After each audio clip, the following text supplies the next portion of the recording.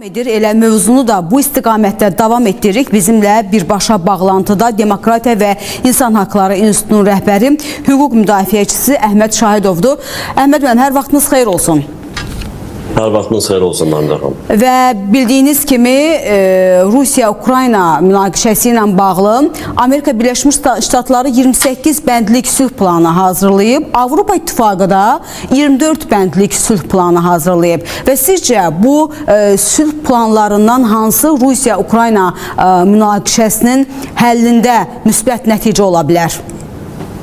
Bəli, ilk dəfədir ki, Ukrayna-Rusiya müharibəsi ilə bağlı artıq ciddi və son mərhələ sayıla biləcək bir prosesə qədəm qoymuşuq və Donald Trump'ın təklif elədiyi 28 bənddən ibarət sülh planı əslində Ukraynanın təslimiyyəti deməkdir. Çünki orada elə ilk bənddə qeyd olunan suverenlik məsələsi müharibədən öncəki Ukraynanın ərazi bütövlüyünü və suverenliyini özündə ehtiva eləmir. Yəni güzəştlərdən sonra, Ukrayna torpaq güzəştinə getdikdən sonra qalacaq daha kiçik Ukraynanın suverenliyindən söhbət gedir ki, bu təbii ki Ukraynanın konstitusiyasına ziddir və o plana əsasən Ukrayna sülh planına imza atarsa Krım, Donbas, Lugansk və Donetsk bölgələri faktiki olaraq Rusiyanın nəzarətində qalır. Təbii ki, dünyanın heç bir ölkəsi, heç bir beynəlxalq təşkilat, BMT bu əraziləri rəsmi şəkildə Rusiyanın ərazisi kimi qəbul etməyəcək, amma acı reallıq kimi bu faktı qəbul edilir bu sülh planı ilə. Bu Ukraynanın ərazi itkisi deməkdir və suverenlikdən danışılır, amma bir ölkənin, müstəqil ölkənin suverenliyinə aid olan bir çox məsələlər məhdudlaşdırılır.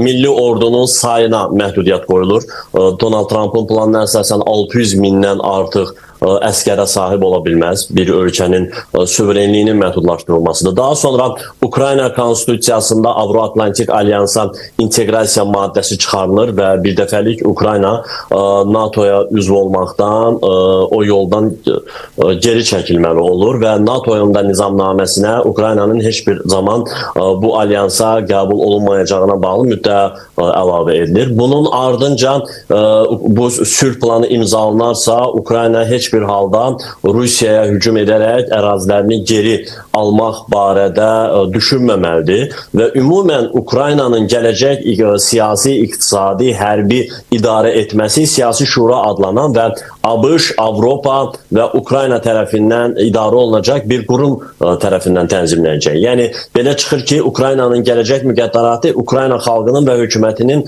əlində olmayacaq bir siyasi şura tərəfindən idarə olunacaq. Təbii ki, bu Ukrayna üçün çətin bir seçimdir. Digər tərəfdən hərbi əməliyyatlar davam edir və hər gün, hər həftə yeni məntəqələr Rusiya ordusunun nəzarəti altına keçir. Bu baxımdan bu həftənin cümə gününə qədər Donald Trump, Ukrayna prezidenti Vladimir Zelenskiyə vaxt verib və burada Avropa liderlərinin, Avropa ölkələrinin narahatlıqları da təsadüf deyil. Çünki əgər Trump'ın bu planı imzalanarsa, baş tutarsa, reallaşarsa, bu faktiki olaraq Rusiyanın istəklərinin reallaşması deməkdir. Tam və ya qismən şəkildə Rusiya istəklərindən nail olur ki, bu artıq Rusiyanı daha yeni ərazilər işğal eləməyə və Avropanın gələcək təhlükəsizliyini təhdid eləməyə əsas verir. Bu baxımdan Avropa ölkələri Trump'ın bu planını Ukraynanın təslimiyyəti kimi qəbul edirlər və özləri alternativ bir düzəlişlər təklif ediblər. Hərçənd ki, burada söz sahibi yenə Amerika Birləşmiş Ştatlarıdır. Çünki əgər Amerika Birləşmiş Ştatlarının təklif elədiyi bu 28 bəndlik sülh planı Ukrayna tərəfindən qəbul olunmazsa, ABŞ öz dəstəyini, həm siyasi, hərbi, maliyyə dəstəyini kəsəcək. Bu artıq Ukraynanın tamamən Rusiya tərəfindən işğal edilməsi deməkdir ki, bu artıq təkcə Ukraynanın deyil, Avropanın da gələcək təhlükəsizliyi üçün ciddi bir təhdiddir. Bu baxımdan hələ ki bu sülh planının müddəaları tam şəkildə açıqlanmır.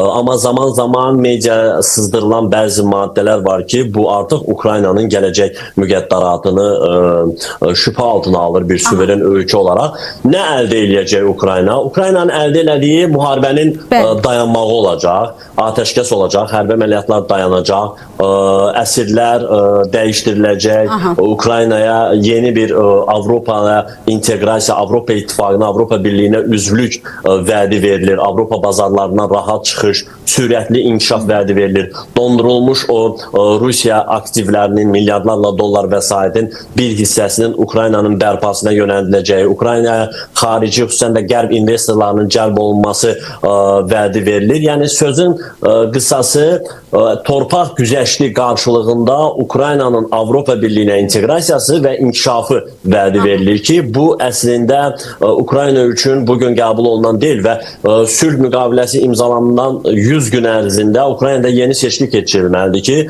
bu elə Vladimir Zelenskinin artıq faktiki olaraq hakimiyyətdən getməsi deməkdir. Rusiya da öz istəklərini maksimum şəkildə israrla ortaya qoyub, amma istənilən halda Trump'ın təklif elədiyi sülh planının reallaşması bu artıq daha çox Rusiyanın istəklərinin nəzərə alınması deməkdir. Əhməd müəllim, təşəkkür edirəm. Bir daha xatırladım ki, bizimlə birbaşa bağlantıda Demokratiya və İnsan Haqları İnstitutunun rəhbəri, hüquq müdafiəçisi Əhməd Şahidov idi. Elə biz Əhməd müəllimlə də elə Rusiya-Ukrayna cəbhəsindəki mövcud vəziyyəti, eləcə də həm Amerika Birləşmiş Ştatları, həm də Avropa İttifaqının sülh planını müzakirə elədik.